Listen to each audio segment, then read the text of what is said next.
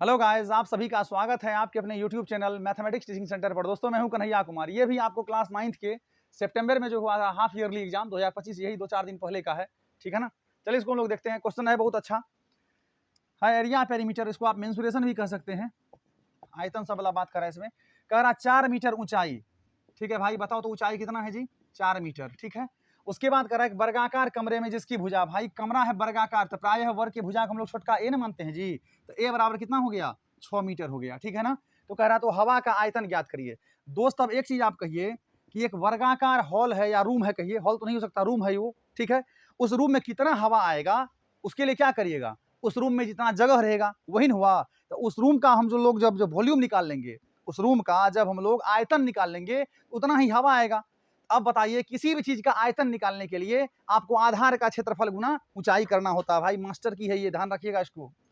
यहां लिखेंगे आपका जो हवा का आयतन निकालने के लिए पहले हवा का आयतन बराबर यहां लिखेंगे वर्गाकार कमरे, कहिए वर्गाकार कमरे के आधार का क्षेत्रफल।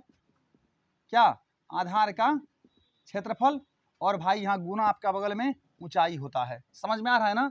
वर्गाकार कमरे के हवा का क्षेत्रफल, सॉरी वर्गाकार कमरे के आधार का क्षेत्रफल और गुना ऊंचाई जब h कर लेंगे तो आपका हवा का क्या होगा जी? आयतन निकल जाएगा। किसमें? वो रूम में कितना हवा एडजस्ट होगा। ठीक है ना।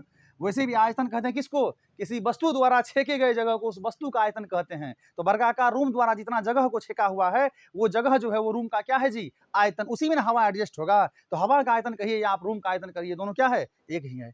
चलिए, वर्गाकार कमरे के आधार का क्षेत्रफल। तो भाई वर्गाकार कमरा का आधार आप कहिए, जो भी कहिए, लेंथ ब्रीथ हाइट सब कुछ इसका इक्वल है तो वर्गाकार ही होगा ना इसका क्षेत्रफल। तो भुजा स्क्वायर हो गया जी। और ऊंचाई तो आपका h है क्योंकि वर्ग का क्षेत्रफल भुजा स्क्वायर होता है। अब बताइए, भुजा आपका 6 है ना यहाँ, तो 6 गुना 6। और ऊंचाई कितना है जी? यहाँ 4 है। ऊंचाई 4, इतना क्या हो जाएगा? Metre cube.